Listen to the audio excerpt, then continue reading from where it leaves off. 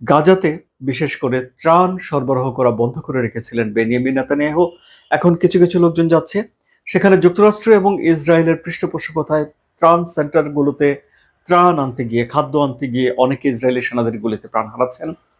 এবং এই পরিস্থিতিতে এসে এখন ফ্রান্স মধ্যপ্রাচ্যে শান্তি রক্ষার জন্য যে উদ্যোগ নিচ্ছে সেই বিষয়টি তুলে ধরেও ইমানুয়েল ম্যাক্রন বলেছেন যে ওখানে যুদ্ধ বন্ধ করতে হবে, বন্দীদেরকে ছেড়ে দিতে হবে, সেখানে শান্তি প্রতিষ্ঠা করতে হবে এবং গাজা পুনর্গঠন করতে হবে, মানুষের মানবাধিকারগুলো সেখানে বাস্তবিত করতে হবে, এরকম নানান কথাগুলো বলছেন। ইসরায়েল ব্যাপক চেষ্টা করে যাচ্ছে ইমানুয়েল ম্যাক্রনকে সিদ্ধান্ত থেকে সরিয়ে আনতে এবং তারা ব্যাপক কূটনৈতিক প্রচেষ্টা চালিয়ে যাচ্ছে। কিছু হুমকিও আছে, এই যেমন ইসরায়েল ফ্রান্সকে গোয়েন্দা সহায়তা কমিয়ে দেওয়ার একটা হুমকি দিয়ে রেখেছে বলে জানা যাচ্ছে।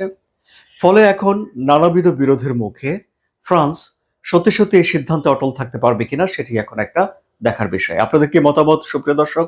কমেন্টে জানান।